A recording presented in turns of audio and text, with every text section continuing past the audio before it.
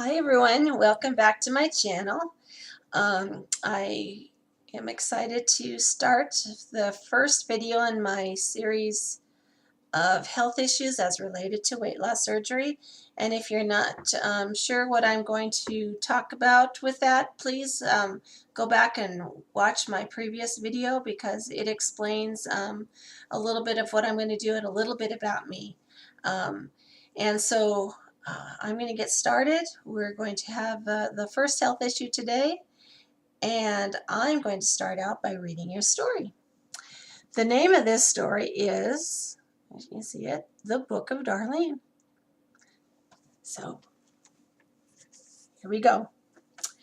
Once upon a time, there was a big girl named Darlene. It was a beautiful day.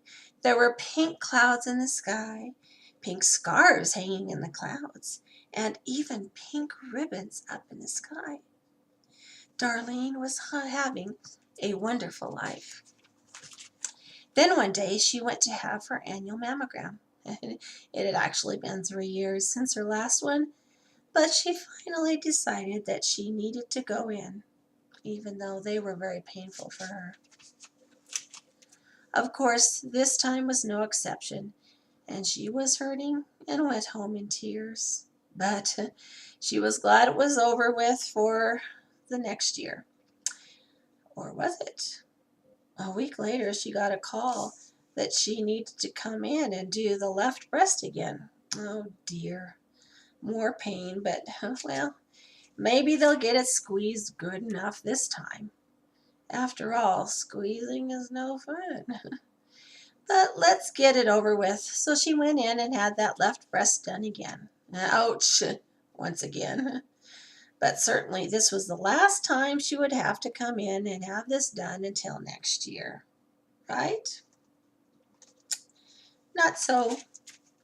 In fact, not another mammogram, but an ultrasound.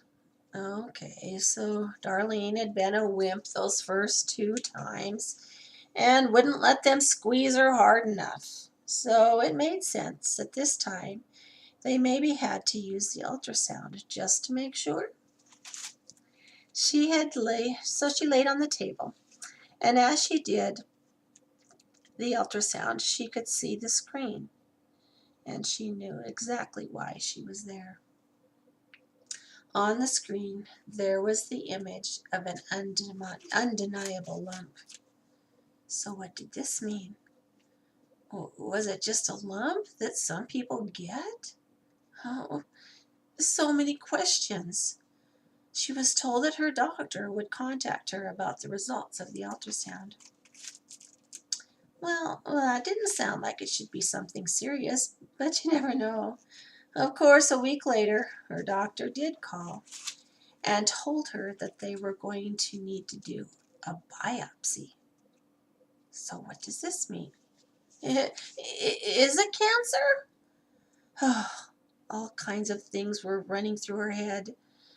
Oh, there were so many steps to find out what was going on.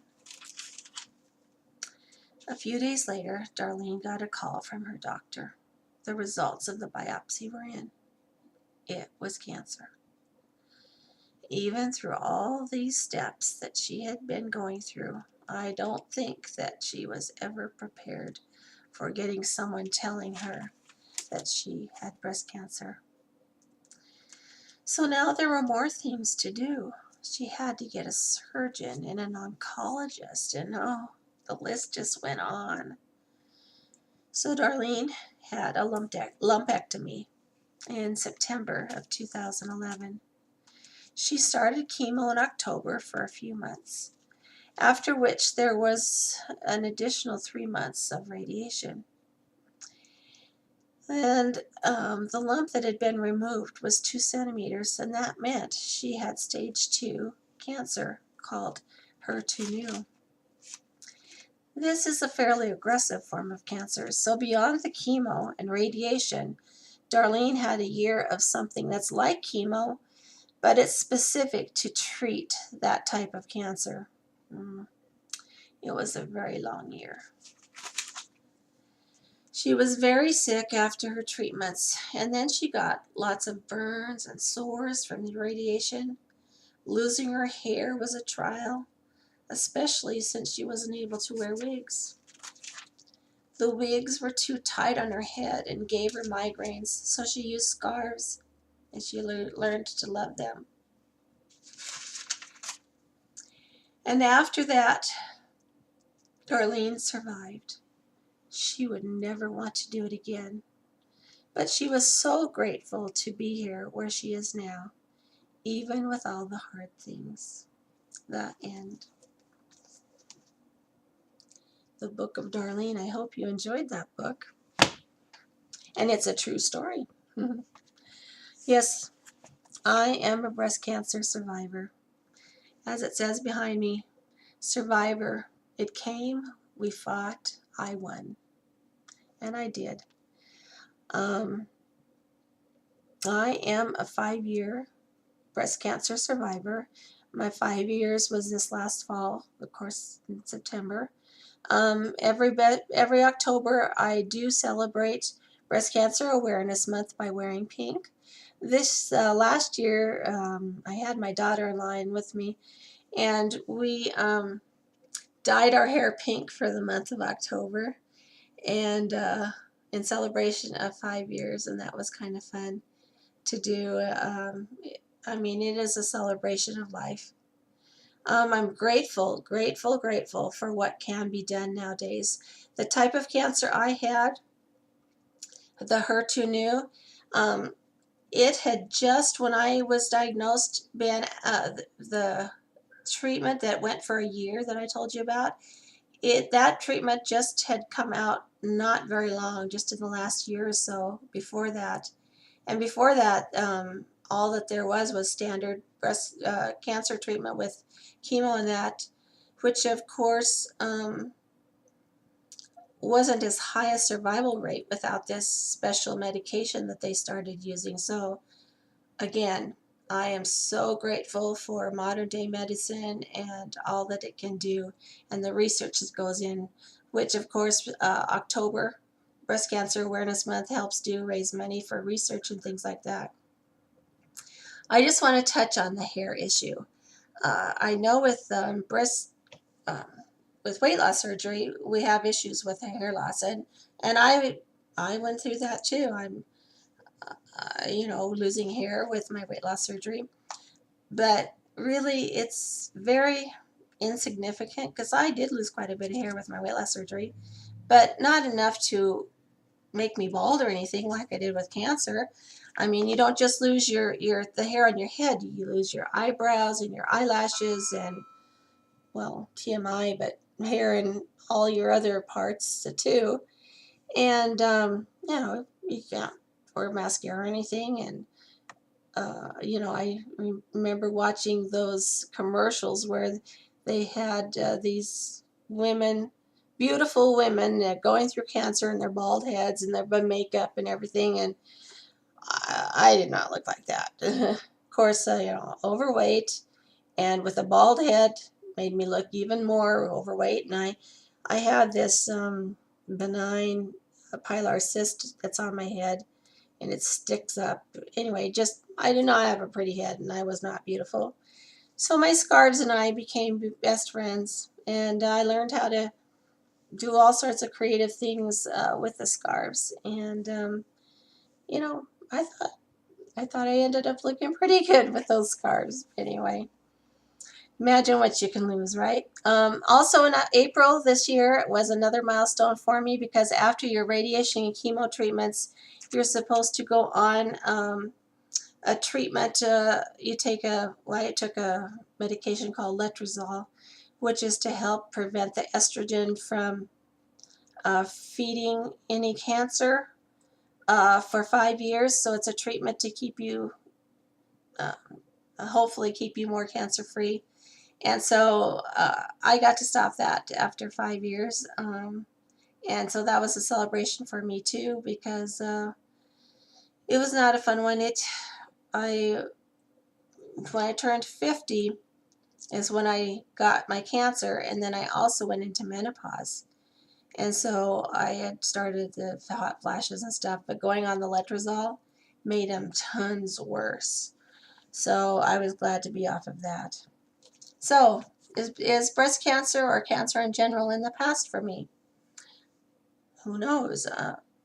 Anybody's can get cancer, and especially those of us who are obese and overweight.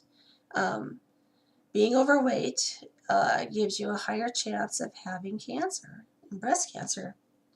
So, like I am doing with my format, how can we see that breast cancer and weight loss surgery relate? And let's see what we can find out. So, as a librarian, I did some research. I wanted to find some books that might have some information that actually connect breast cancer and weight loss surgery. I couldn't really find anything. There were some publications, of medical research documentations that is more for doctors and things, because I can't understand half the stuff they're saying in there. So I thought it's unfortunate because there should be more out there for those of us that want to know. But I did find some good articles that I'm going to share with you today. And I hope you'll find this very informative. And I enjoyed being able to look these things up for you. And it was very informative for me as well. I will link these articles down below so you can check those links out for yourself if you'd like to. Also, if you notice, I've got some breast cancer ribbons up here. I tried to find some fun facts. I don't know how fun breast cancer is, but anyway, hopefully they'll be kind of fun for us. And as I go along, I'll pull one off. In fact, let's start with one now.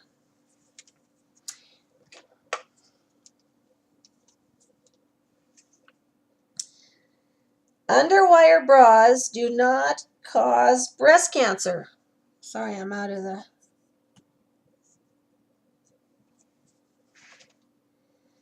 A 2014 study looked at this link. There was no real difference in risk between wearing a bra and not wearing a bra. Imagine that, huh? All right, here we go.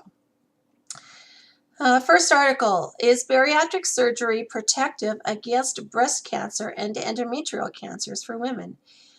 This was a column that was written by medical students in December of 2015 on the science behind obesity and bariatric surgery. The abstract says breast and endometrial cancers are leading causes of cancer morbidity and mortality for women in the United States, and obesity is established an important risk factor. Results from studies suggest that the risk for cancer is indeed decreased with bariatric surgery for women. So good to know. See, over the last 40 years, growing evidence has established obesity as an important risk factor for many cancers for both men and women. Given that the prevalence of overweight and obesity among men and women in the United States is 69% and growing. Can you believe that? Now, last I'd heard, it was a little over 50% of people, adults in the United States, were obese or overweight. Now it's 69% in the United States are overweight or obese and growing. Scary. Anyway,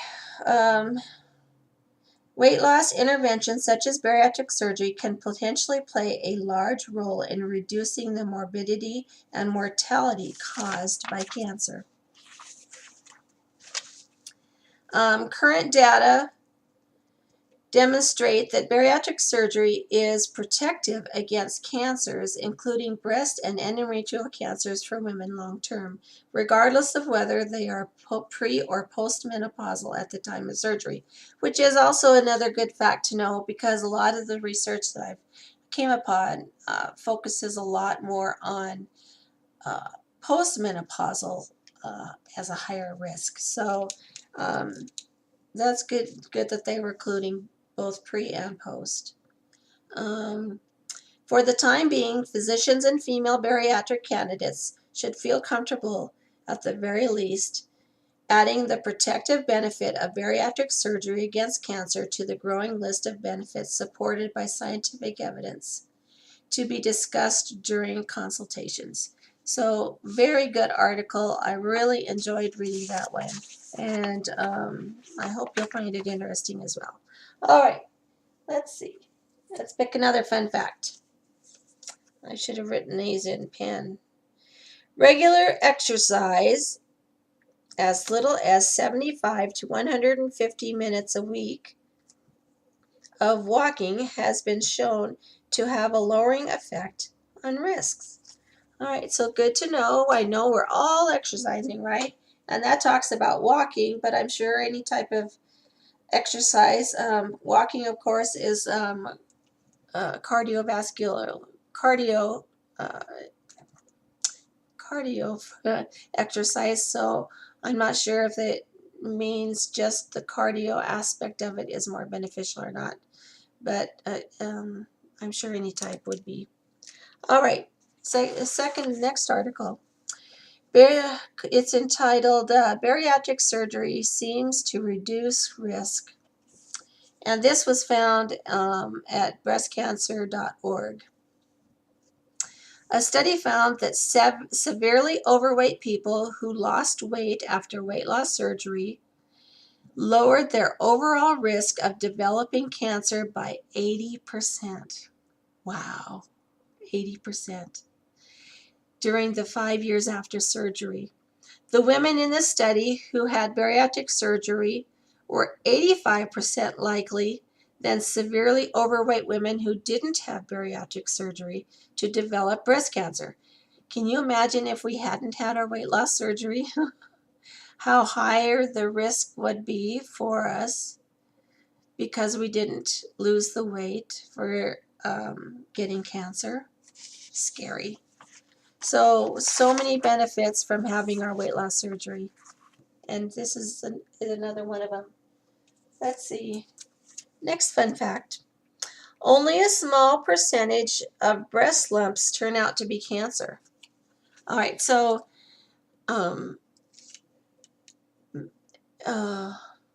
not all lumps, in fact, just said small percentage. So just because you find a lump doesn't necessarily mean that it's going to be breast cancer for you. So, but you definitely have to get it checked out. So many times it's just a cyst or fibrous material or something, but it still needs to be checked and make sure because you shouldn't risk your health. All right. Next article. This was actually from the NBC special report, and doesn't really have a name for the article, but it was by Coley Carr, and it says, it's common knowledge that keeping fit and maintaining an optimal weight are great ways to achieve overall health. But for breast cancer survivors, the stakes are much higher. And so many of us have been hearing about Dr. V. Well, imagine he's in this article. And that was before I even knew it was him. Dr. Duvong, a weight loss surgeon, spells out the issue plainly. Overweight women have larger breasts, he says. These women have more exposure to estrogen, which we think increases the risk of several different cancers, including breast and uterine cancer. Well, it makes sense. I mean, I know of being obese, my breasts got larger. In fact, now that I'm 75, 80 pounds lighter, I a couple months ago had an interesting experience. My breasts have been getting smaller, but especially my left breast, which of course had the lumpectomy. At the time that I had my surgery, they said, you know, we're going to be removing some tissue along with that lump. Do you want to have, you know, something done to even out your breasts and stuff? I'm like, my breasts are so big, you know, I can't even tell the difference. And you couldn't really.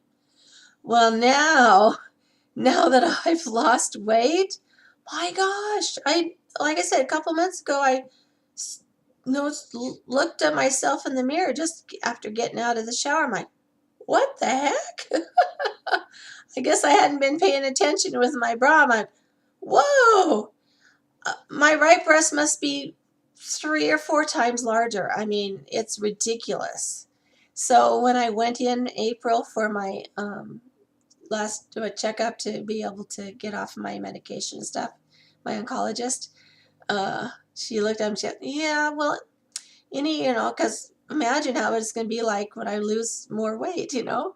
She's like, well, next year when you come in for we'll look at it and we'll go from there. But, you know, and lucky me, I guess, because I did have cancer, that should be covered by um, insurance if I want to have a breast augmentation, or not augmentation, but evening out. Anyway, interesting. So that was article number 3. Next fun fact. 90% of breast cancers are largely due to lifestyle and environment factors. Maintaining a healthy weight, exercise regularly, and limit alcohol use to keep your risk as low as it can be. I know I keep getting off the camera to read those, but interesting again. We know what to do to lower our risks, don't we? All right. Next article. This is called Weight Loss Surgery Seen to Inhibit Breast Cancer Growth in Mice. Diet Had No Effect. This was very, very interesting, and I was fascinated by this article. It says obesity has been shown to be a risk factor for several types of breast cancer and is associated with an increased incidence of BLBC, which is basal-like breast cancer. Although data can be conflicting, previous research suggests that only interventions that result in significant sustained weight loss, such as bariatric surgery, are effective in producing anti-cancer effects. Wow, anti-cancer effects. Anyway, very interesting. More good stuff. This one.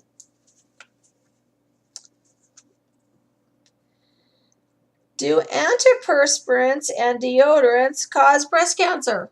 Well, we don't want to stink, do we?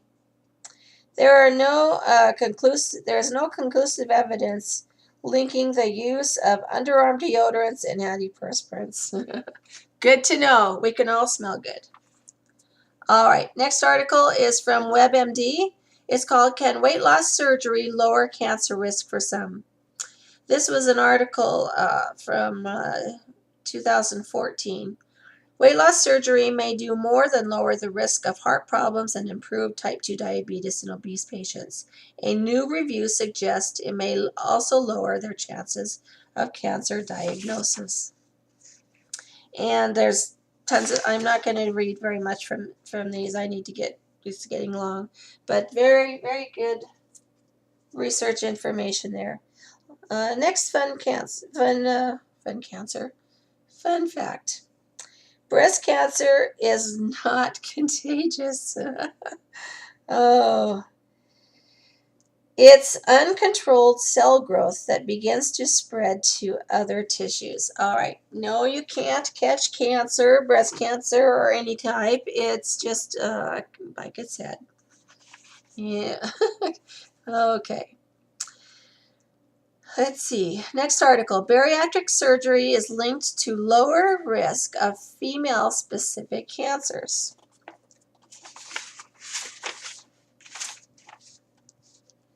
A new study finds that bariatric surgery can have beneficial effects for women beyond just weight loss. It is also associated with lower risk of female-specific cancers like breast and ovarian cancers.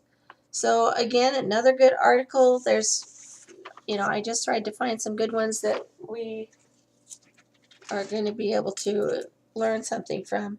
Last fun fact, most women survive breast cancer. Good to know, yes. 5-year survival rate is 80% for men and 88% for women. All right, so good to know that most women do survive it. And I'm living proof, which I'm grateful for. All right, my final article I'm going to share with you today is called Breast Cancer Risk is More Affected by Total Body Fat Than Abdominal Fat. All right, so this one was interesting because it brought out the fact, I guess it had been thought that just abdominal fat was something that would cause cancer, but it's actually all over fat, overall fat, that can be an issue. So we are losing overall fat. So that is good. So we know that's going to help us to lower our risk also of breast cancer. Yes. Well, that's my first video on my health issues.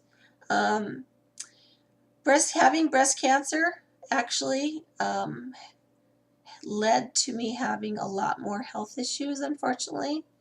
I did survive breast cancer, for which I am grateful. But I do have a lot of other health issues that since that time I have had to deal with and have affected me. And I do have some that even I had before breast cancer. So I will just continue on. And if any of these things touch you or help you at all, I know a lot of us, if not all of us, have been touched some way with breast cancer in our lives, whether it's ourselves, a family member, a friend, an acquaintance. So many people's lives have been touched and affected by it.